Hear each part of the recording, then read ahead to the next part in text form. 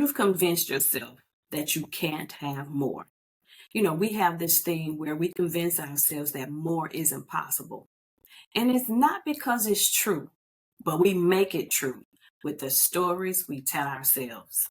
And some of the stories that we tell ourselves, even though we may not necessarily speak it out loud, but somewhere inside our internal dialogue, we are telling ourselves things like, I'm not worthy enough, that I'm not worthy of more. We feel less than, and we feel like that we are not good enough.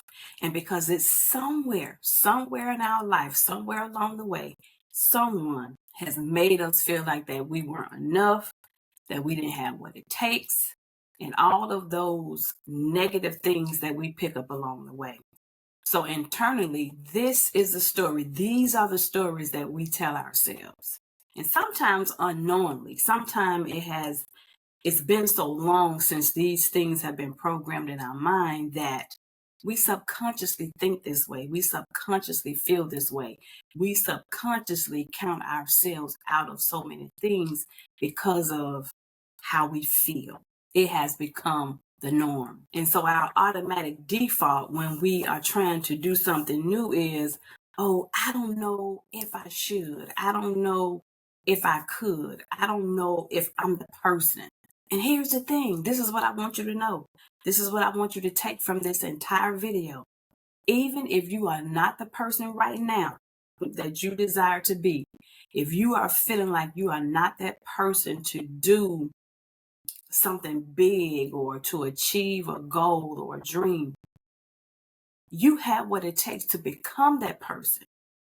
You can become that person that get what you want. You can become that person who will achieve the things that you want to achieve. So all is not lost. Even if even if you're feeling down and you're feeling like you don't have it right now, but you do have it right now. You have everything within you to become the person that you want to be. It's simply a matter of rising to the occasion. Are you ready to rise to the occasion? Are you ready to change the narrative that you have been giving yourself, that you have been telling yourself all these years? It's just a simple matter of rising to the occasion, of changing the way you see things, changing the way you think, and knowing that you are worthy of more. And some of us get caught up in telling ourselves, convincing ourselves that I don't deserve happiness, because maybe you have done some things. We've all done some things. We all have a past that we're not necessarily proud of. So you may have done some things in your life and you feel like, well, I don't deserve happiness. Well, newsflash, if you have changed, if you are a new person, if you are no longer doing those things that you consider to be bad or other people consider to be bad, and you're no longer living that lifestyle, you deserve happiness. And then another big one, another big reason that we'll tell ourselves, or we've convinced ourselves that more is impossible. It may be an age thing. A lot of us, we get to be 40, we get to be 50, and sometimes even 35, depending on where you are in your life. When we get to be a certain age, we give up. We tend to stop living. We tend to believe that, I'm trying to keep up with the time. We tend to believe that because we are a certain age, that we can't achieve certain things, that the learning has stopped, the growing has stopped. No, just because you are 40 or 50 and even beyond, it doesn't mean that you stop growing, that you stop achieving. As long as you have breath in your body, you can achieve. You can always do new things and always reach for new heights. Just like if you are a woman of a certain age, your weight may not be where you want it to be. And so for a long time, people have talked about the old age spread. In a woman, you get to be a certain age, you gain this weight. You get to be in a certain stage in your life and you gain this weight. And it was thought that it was impossible for you to lose that weight. Yeah, it may take a little bit more effort. You may have to do more things. You may have to strategically eat better, but we now know it's possible in so many ways that you can lose those unwanted pounds. So don't let age be a barrier for you. Don't use your age to count yourself out. That's what I'm trying to say. It could be a business that you want to start. And immediately we'll talk ourselves out of it and say, hey, well, I'm too old, or I don't know what I'm doing. Don't talk yourself out of a great idea. And then we count ourselves out of the equation because we feel like we don't have the right connection. Well, you do have the right connection. If you have God, you have the right connection. The Bible tells us that with God, all things are possible. And that's what we have to remember. You don't have to be part of this special club. Although it's good to network, it's good to know people and all of those things. But don't think that you have to know somebody that knows somebody that can put you on. If you know God, you know somebody. And then often because you don't know somebody, you feel like, hey, well, this is it for me. I'm not wealthy. I don't have the connections. So I have to stay right here where I am. I have to settle where I am. And that could be the furthest thing from the truth. And so what happens with these internal stories that we tell ourselves, they create barriers. They create these emotional barriers that keep us stuck and stop us from moving forward toward what we desire. And what they do is they reinforce any self-doubt that you have, any of the negativity that you've heard in the past or that you grew up around. When we keep repeating and keep looping the same stories, that's what happens. And so we have to stop and think, where did these stories come from? Again, most of them came from early on in our childhood. It could be the kids at school. It could have been a teacher. It could be parents. It could be family members. It could be from a number of places and people where we got all these negative stories from that we tell ourselves, the environment that we grew up around. Maybe we didn't grow up in an environment where we saw a lot of successful people. That right there in of itself can have an effect on the way you see yourself. It could have come from a relationship where someone was just constantly pounding in your head what you are and what you weren't and what you couldn't achieve. All of these things affect how we view ourselves. So we have to be careful about the company we keep. And on the other side of that, it could come from the past disappointments and setbacks that we've experienced in our own life. You know, maybe you've tried something before. And so because that thing didn't work out, you're afraid to keep trying. You're afraid to try something else. You know, we'll automatically say, well, I tried this before and it didn't work. So I don't feel like putting in the effort to do it again. But what I want to tell you about that, whether it be past relationships, your upbringing, past failures, or whatever, past disappointments, let's say disappointments or setbacks, not failures, because we can learn from our mistakes and we can learn from what we perceive to be a failure. What I want to say about those experiences, leave those things in the past. And let's start feeding ourselves new narratives. Let's create a new narrative. Because I say this all the time, if something isn't working, it doesn't mean that it's something wrong with you or the idea. It simply means that you may need to change your strategy. You may need to change your approach. If you grew up in an environment that made you feel bad or guilty for dreaming big or wanting more, or it just simply didn't provide the space for you to dream big, what I want you to know now is that you don't need permission from anyone to dream big or express your dream. If you have an imagination and you have God on your side, that's all you need. Your imagination, God on your side, and a belief that you can achieve the thing that you are desiring. Those are the only qualifiers that you need. So don't worry about what happened before. Don't worry about what the other people are going to have to say, because often we get caught up and we fear failure because we fear what other people will have to say if we don't make it, if it don't work out. And I say, forget about that. Forget about those people, because chances are those same people who are laughing at you or who are sitting back waiting and watching for you to fail They ain't doing nothing in their own life. So don't worry about them. And then we have this fear of success. Yes, that is a real thing.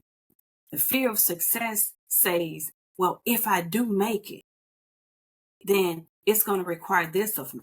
I'm going to have to do this thing, or I'm going to have to do that thing. Because we know that with new levels of success comes new levels of responsibility. Get over your fear of failure, what people are going to say. Get over your fear of success, because if you rise to the occasion, if you can become that person who can achieve the success, believe that you have what it takes to follow through. You have what it takes to withstand what comes along with the success. Don't compare yourself. Don't compare your journey to that of anyone else, because there's a quote that says, comparison is the thief of joy.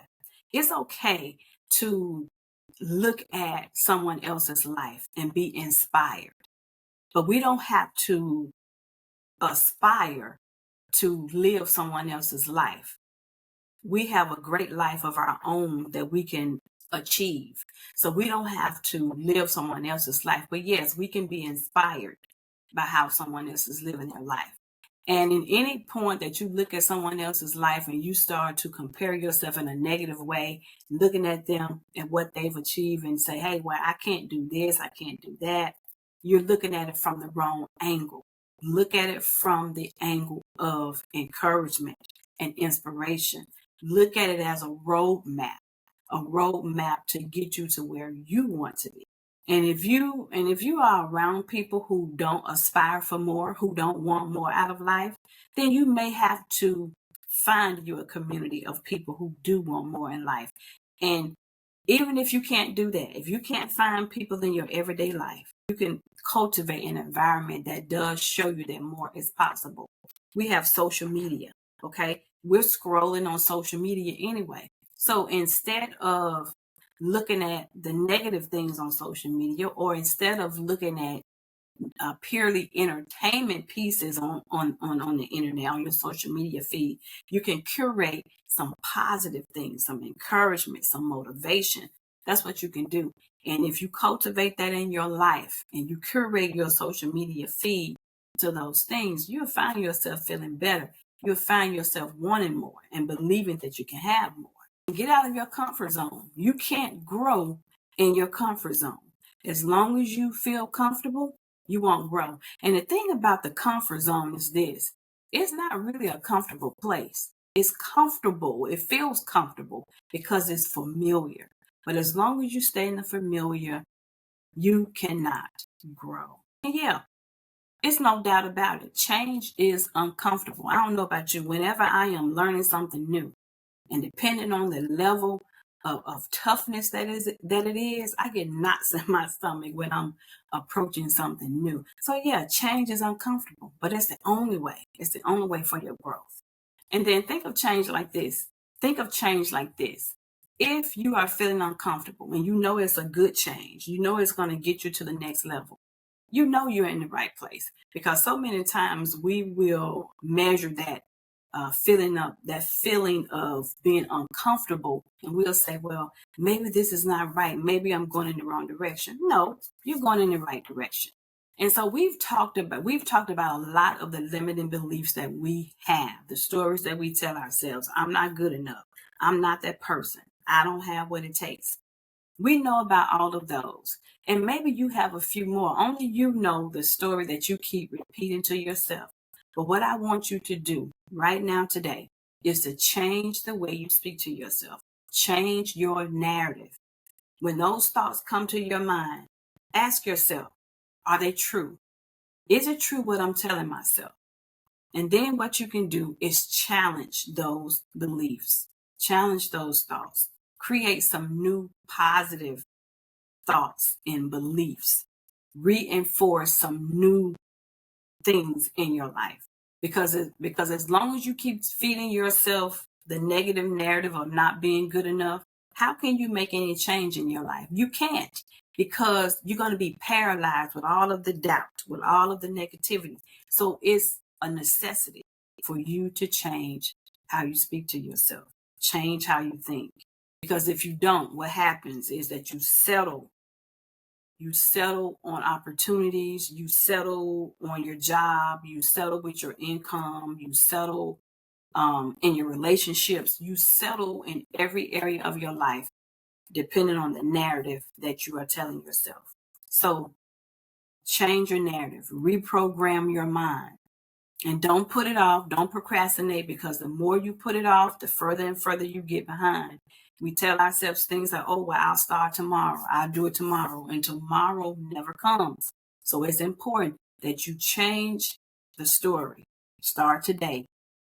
So change the narrative and realize that you are worthy. You have what it takes to achieve more in your life. The fact that you have the idea lets you know that you are worthy of it.